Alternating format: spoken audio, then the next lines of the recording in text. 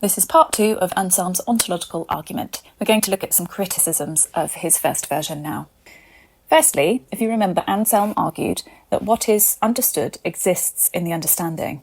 However, in On Behalf of the Fool, also written in 1078, Gaunilo responds by arguing that atheists can reasonably deny God's existence in the understanding, as they don't have a proper understanding of God.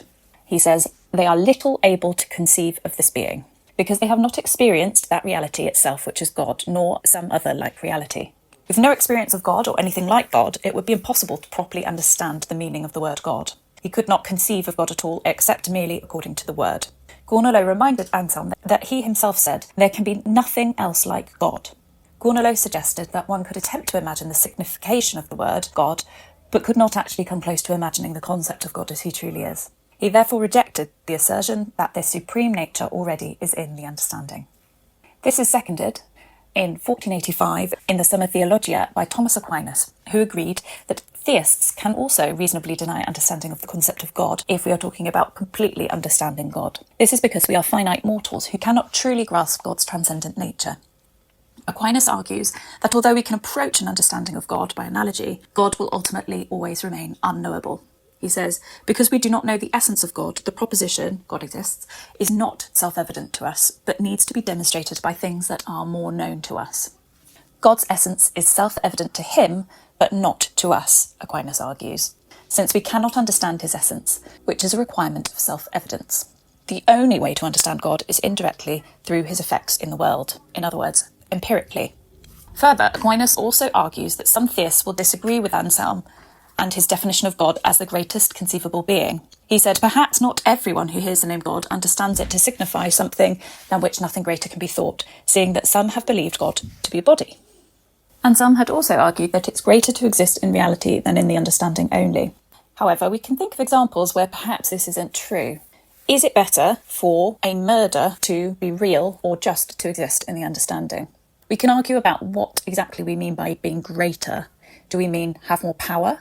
Or do we also need to include goodness in this? Does it need to be morally greater?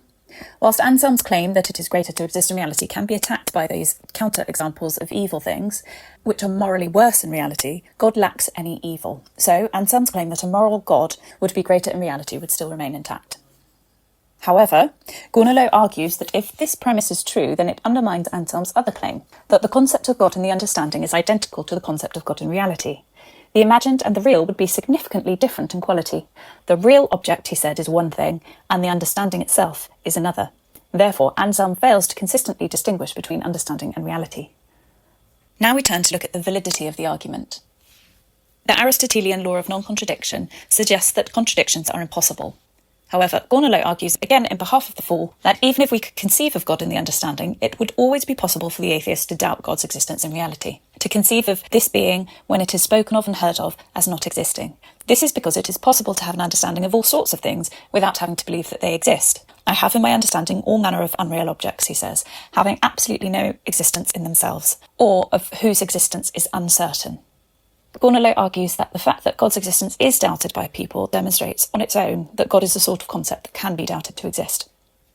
Anselm responds that if anyone says that they can conceive of this being not to exist, then it's either that they conceive of a being of which there is a greater being possible, or they don't conceive of this being at all. If they do properly conceive of God, then they cannot conceive of its non-existence. And if he does not conceive of God, then he cannot conceive of the non-existence of something which he doesn't understand in the first place. In On Behalf of the Fool, Gaunilo also argues that Anselm's reasoning leads to accepting absurdities. So long as it is possible to conceive of a greatest conceivable thing, we would be forced to accept its existence in reality, including many things whose existence we would find absurd, obviously unreal, or at least uncertain, dubitable in other words, including an imaginary island. Gaunilo gave the example of a perfect, lost island. When someone tells me there is a greatest conceivable island, he says, I easily understand what is being said. Suppose, however, he then goes on to say, you cannot doubt that this island, more excellent than all lands, actually exists. If I accepted the argument, I don't know who I would regard as the greater fool, me for accepting it, or him for supposing that he had proved the existence of this island with any kind of certainty. This video has been brought to you by Jest Education. Coming up next, Anselm's response to Gaunilo and his second version of the ontological argument.